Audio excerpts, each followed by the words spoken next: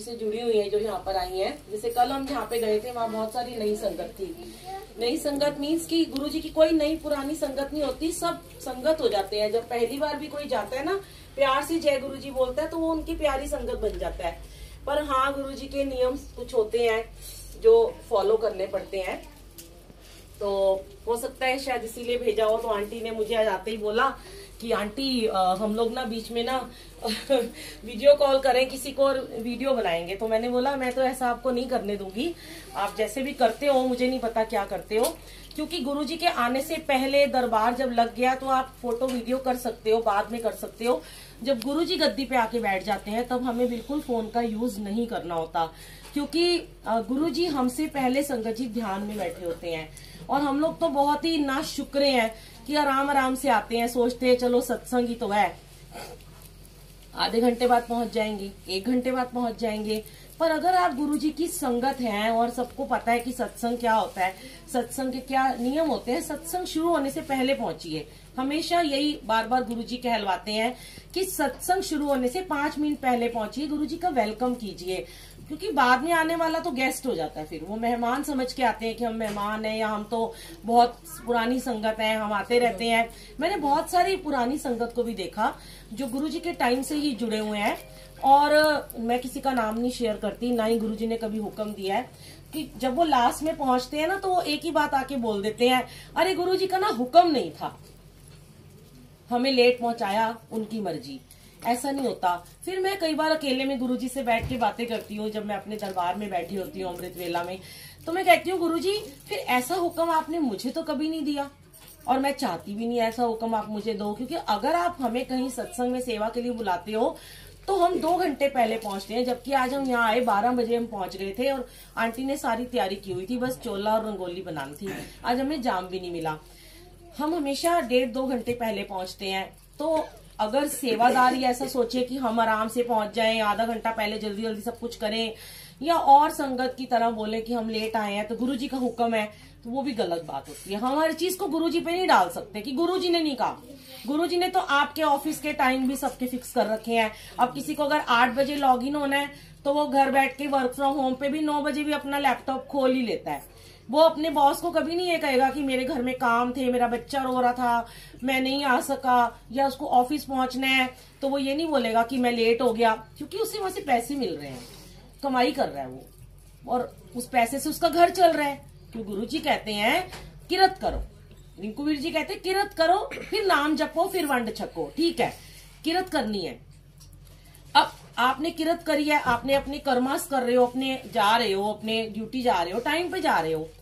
पर ये जो नाम की कमाई है, जब घर में बैठे या तो ऑफिस में गए हैं, चलो जैसे आज अंकल ऑफिस से आए, इनको काम था, इन्होंने कहा हम 3 बजे आएंगे, वो ठीक है, लेकिन जो घर बैठे हैं वो तो एटलीस्ट टाइम पे आए ना, उनको तो टाइम पे आना चाहिए बिल्कुल। और ये नहीं सोचना चाहिए कि नहीं हम, कई मैंने देखा है संगत सोचती है हम रोज सत्संग में जाते हैं, क्या हो गया आज लेट चले जाएंगे। एक एक पल, एक एक क्षण, एक एक दिन गुरु के दरबार में आने का इतना कीमती है, इतना ब्लेसिंग से भरा हुआ है संगत जी की आप सोच भी नहीं सकते हो। एक एक पल, मैं कहती हूँ कि एक एक सांस आपकी, श्वास आपका, कि आप गुरु के दरबार में अगर टाइम पे पहुंचते तो आपको पूरी फुल ब्लेसिंग मिलती है।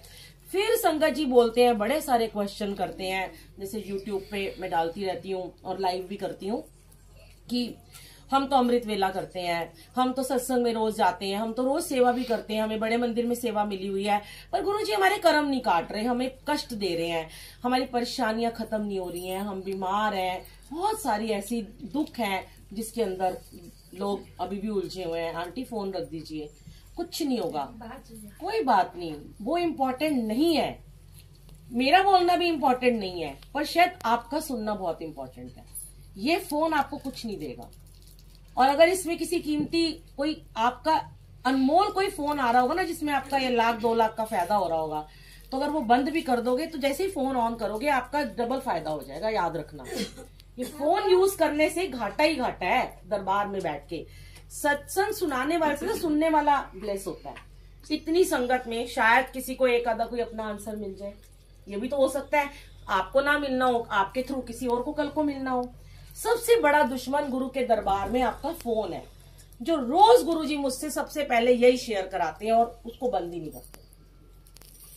ये देखिए, हम जब यहाँ पे आ जाते हैं, दरबार लग जाता है, हमारा फोन एयरप्लेन मोड पे चला जाता है और उसके बाद अभी भी नहीं खुलेगा जब तक पूरा सत्संग हम चले जाना नहीं शुरू कर देंगे। चाहे घंटा लगे, चाहे 2 घंटे उसके बाद भी लगे, 4-4 घंटे फोन बंद रहते हैं। सारे अपने अपने घरों से वेल हैं, कोई ऐसे गया गुजरा नहीं है, सबके काम चल रहे हैं, सबके बिजनेस है, सब बच्चे पढ़ने वाले हैं। और गुरु की सेवा में जब बैठे हैं तो गुरु अपने आप आपको तारेगा, पार लगाएगा। यही चीज छोटी सी आप समझ लो ना कि इस दरबार में आके ना बार बार फोन देखना। और जैसे अंकल को आज भोग में बिठाया था, अंकल आप प्लीज आगे से ध्यान रखिए, जो लोग भोग में बैठे होते हैं उनको उठ के नहीं जाना होता जब तक भोग की थाली ना उठ जाए, चाहे आधा घंटा हो चाहे पौना घंटा हो, फोन तो उठाना ही नहीं है ना। अब देखिए, गुरु जी की टाइमिंग कोई फिक्स नहीं होती है। हम सोचते हैं हम आ गए, ऐसे ही बहुत सारी संगत सोचती है, बड़े मंदिर गए, 2 घंटे लगा के हम बड़े मंदिर चले गए, फटाफट मत्था टेका, लंगर प्रसाद मिल गया, ब्लेसिंग मिल गई, चलो खत्म काम। यही तो खाने आए थे, यही तो हमारे को कर्म काटेगा, ये लंगर नहीं तो हमें ठीक करना है। जब बड़े मंदिर खुला हुआ था, हमें 2 घंटे लगते पश्चिम बिहार से मंदिर जाने में, 2 घंटे आने में लगते हैं, 2.5 भी कभी कभी लग जाते हैं। पर मेरा मन ऐसे करता था कि मुझे ना कोई उठाए ना।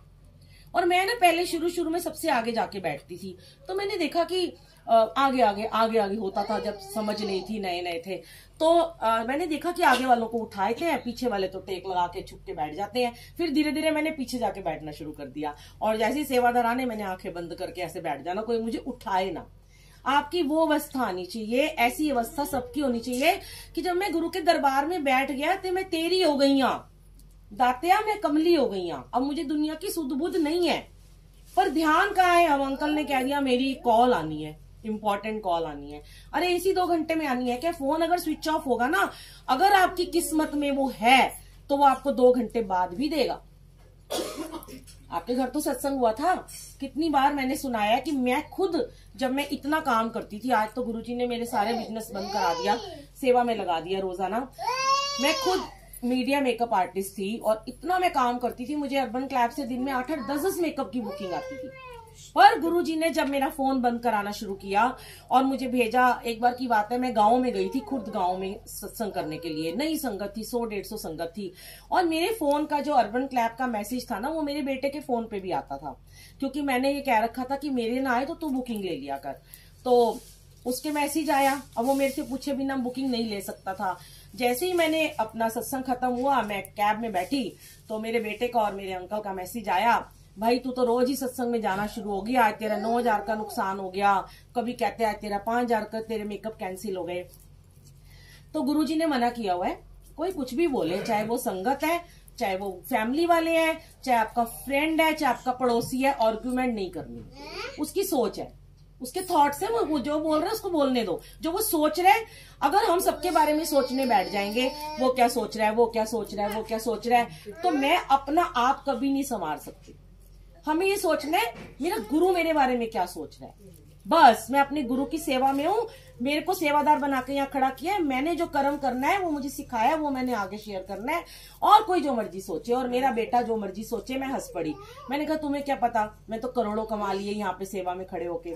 और संगत जी, सच में जब मैं वहां से निकली और रात को जब मैं घर आई तो मुझे बहुत सारी बातें सुनने को मिली। तो मैंने बोला कि भैया गुरुजी देख लो आप, इनको तो पैसों की पड़ी रहती है, जबकि मेरे पैसे लेते भी नहीं है ये लोग, फिर भी मुझे सुनाते रहते हैं। और संगत जी, रात को मुझे नेक्स्ट मंथ के एक ही घर में मुझे 27,000 के मेकअप मिल गए। जय गुरु जी। किसने दिए? जब लालच नहीं है मन में, भावना आपकी निष्पाप है, निस्वार्थ भाव से आप सेवा में लगे हो, निस्वार्थ भाव से आप सत्संग में आके बैठ गए हो, तो आपका गुरु आपकी झोली कभी खाली नहीं छोड़ेंगे। याद रखना, ये झोलियां भर के ही जाओगे। किसी किसी को पैसा चाहिए होता है, तो जैसे मेरे घर वालों को उस टाइम था, पैसा दे दिया है ना, मुझे तो कभी मैंने तो पैसे मांगे नहीं। फिर देखिए, जिस घर में मेरे मेकअप थे 27,000 का, एक था ब्राइडल मेकअप और एक सगन का, वहां पंजाब से लोग आए हुए थे, वहां पे था फार्म हाउस पे, और आप बिलीव नहीं करोगे, उस दिन सिर्फ मैं थी और मेरा हेयर ड्रेसर था और एक मेरे पास हेल्पर थी। हमने दोपहर से लेके 12 बजे से लेके रात के 9 बजे तक 90,000 के मेकअप किए। गुरुजी ने मेरा 9,000 का नुकसान करके मुझे लाखों दिया। तो क्या हुआ? क्या वो पैसा लेके आज मैं बैठी हूँ? मुझे तो आज चाहिए भी नहीं है, मेरे तो सब काम धंधे बंद हो गए, नेल आर्ट स्टूडियो वो बंद हो गया, बुटीक था वो बंद हो गया। मैं कई बार कहती हूँ गुरुजी, शुरू में जब मेरा काम बंद हुआ था तो मैं कहती थी गुरुजी मैं हमेशा अर्निंग रही हूँ, मैंने कभी अपने घर वालों से पैसे नहीं मांगे, अब क्या होगा, अब आपके चोले कहाँ से आएंगे, मेरे चोले कहाँ से आएंगे, मेरी शॉपिंग कैसे होगी। और गुरुजी कहते हैं तेरे को क्या चिंता करनी है। और मेरा बेटा अभी 21 साल का है, उसने 16 साल की उम्र में ही अपने पापा के साथ इतना अच्छा एक प्रोजेक्ट हैंडल किया कि उसको इतना अच्छा काम मिलना शुरू हो गया। हमारे जो टेंडर रुके हुए थे हमें सारे मिल गए। और आज की डेट में मेरा बेटा मुझे कहता है क्या जरूरत है, बोलो कितने पैसे चाहिए, मैं सीधी गुरुजी से कहती हूँ और वो मेरे अकाउंट में डाल देता है। कितना चाहिए होता है, 5,000, 10,000, 15, और कितनी शॉपिंग कर लोगे ना, घर का खर्चा तो वही लोग कर रहे हैं। तो ऐसे गुरुजी ने रज रज के दिया। पहली बार यूएस से गई तो मैंने कहा हाय गुरुजी, मेरे को तो बड़ी शॉपिंग करनी थी पहली बार जब जाऊंगी बेटी के यहाँ। और मैं सिर्फ गुरुजी से कह रही थी गुरुजी पहली बार जा रही हूँ, मुझे बहुत सारी शॉपिंग करनी है, मेरे पास तो कुछ है ही नहीं है, 50,000 भी सेविंग नहीं है। और मेरे बेटे ने 2 लाख रुपए मेरे को दे दिए कि ये सिर्फ आपकी शॉपिंग के लिए, टिकट के अलावा। तो ये कौन करता है, हम तुम, कोई करने वाला नहीं है।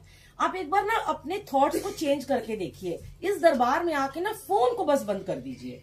और जो भी सेवादार होते हैं ना, उनको भी चाहिए कि सेवा में जो, अगर आपको सेवा में खड़ा किया है तो मैनेज करिए सत्संग को, ना कोई बात करे ना फोन। जैसे हम ना सत्संग शुरू होने के बाद लाइट्स कम कर देते हैं, उससे क्या होता है, सिर्फ दरबार चमक रहा होता है, गुरुजी दिख रहे होते हैं, आसपास ध्यान नहीं जाता, वरना इधर उधर ही देखते रहते हैं। सच में ऐसा होता है, कौन आया, उसको बुलाया था, वो नहीं आया, सहेली नहीं आई, मम्मी नहीं आई ओदी, उत्थे तो मैं रोज जानी आ, उत्थे आंदा ही नहीं मेरे कार, मैं भी अगली बार नहीं जाना। थॉट्स ये चल रहे होते हैं, बिल्कुल ये सच में चल रहे होते हैं।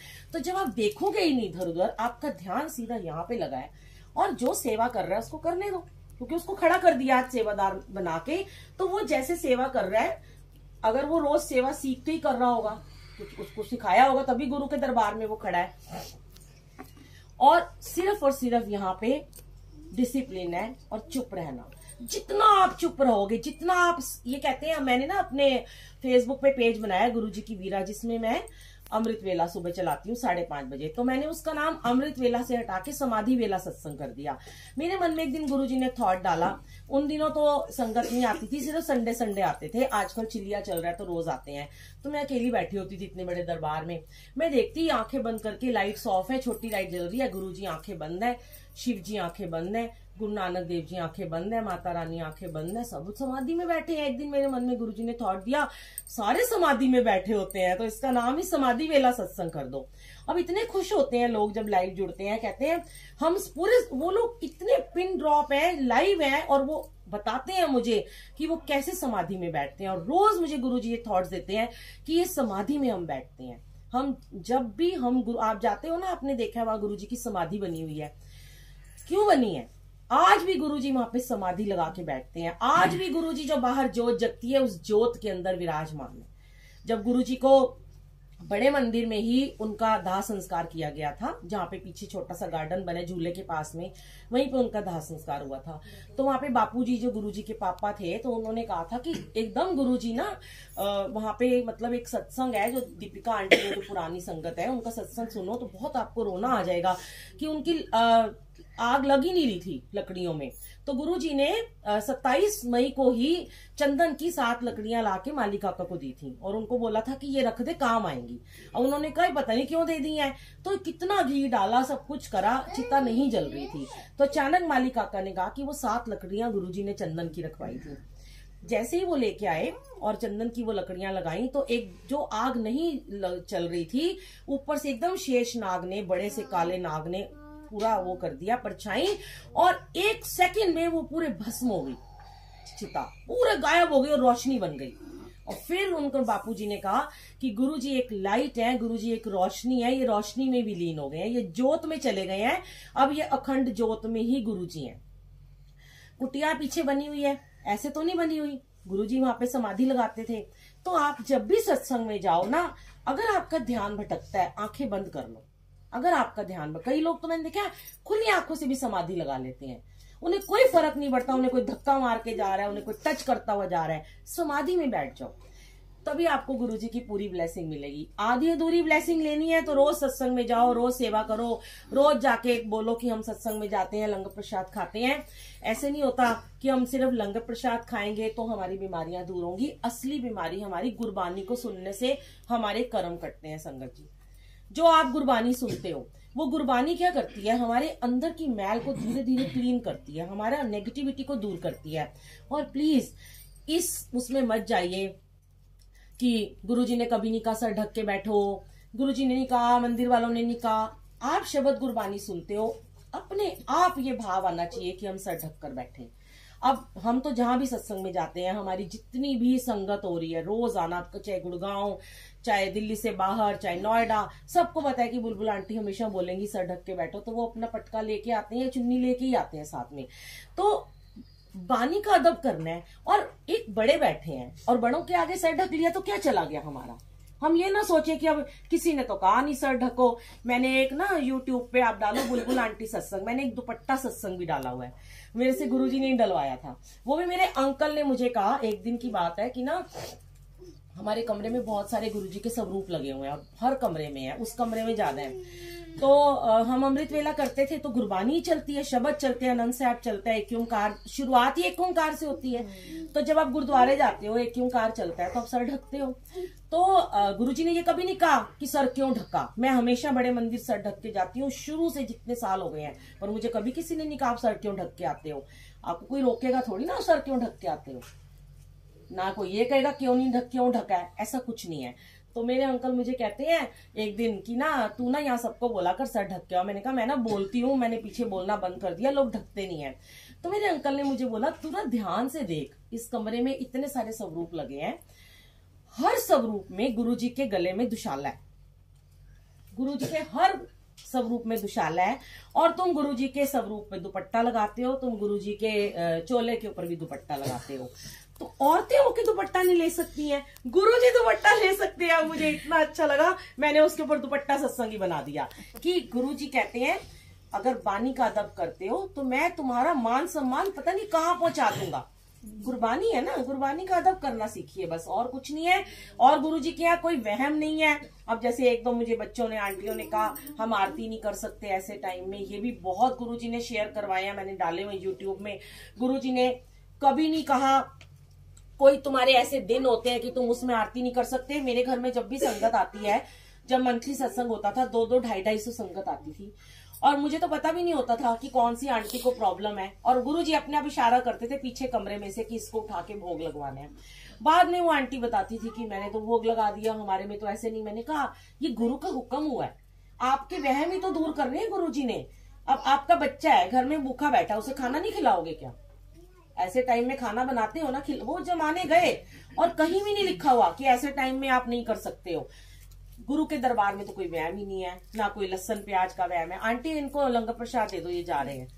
एक मिनट, आप लंगर प्रसाद लेके जाइए, ऐसे मत जाइए। मैं जाना नहीं चाहती प्लीज, कोई बात थोड़ा मजबूरी है। आप लेके जाइए, कोई बात नहीं। प्रसाद अंदर ले लीजिए आप, थाली अंदर लगा दो, हम बस खत्म कर रहे हैं। जय गुरु जी। फिर अगली बार आंटी नहीं, आप सत्संग शेयर करो प्लीज, मेरे को कोई बात नहीं। आप ना ऐसे जाते नहीं आंटी लंगर प्रसाद छोड़ के ना, ये ब्लेसिंग होती है, आप वहां बैठ के खा लीजिए। तो आप खा के जाइए ना, आपने सत्संग अटेंड किया, अब आप लंगर छोड़ के जाओगे, असली ब्लेसिंग छोड़ रहे हो। वो तो आपकी दवाई है मेन, आप अंदर दे दो। जो बातें आप कह रहे हो ना प्लीज, ये सब बातें मैं गुरुजी को रोज कहती हूँ, डेली करती हूँ। और ये मेरे गुरुजी बैठे सामने, मेरी फ्लाइट है और मेरे को 5 बजे हर हालत में अच्छा तो दे दो, इनको पैक करके दो, ले जाइए। कोई नहीं, कोई नहीं, हाँ कोई बात नहीं आंटी, वो जरूरी है, वही ब्लेस, वही कर्मास है। मेरी फ्लाइट अच्छी जाए और मैं अच्छे से पहुंच जाऊँ। कहाँ जा रहे हो आप? यूएस। अरे वाह, मेरी बेटी वहाँ भी मैं यूएस में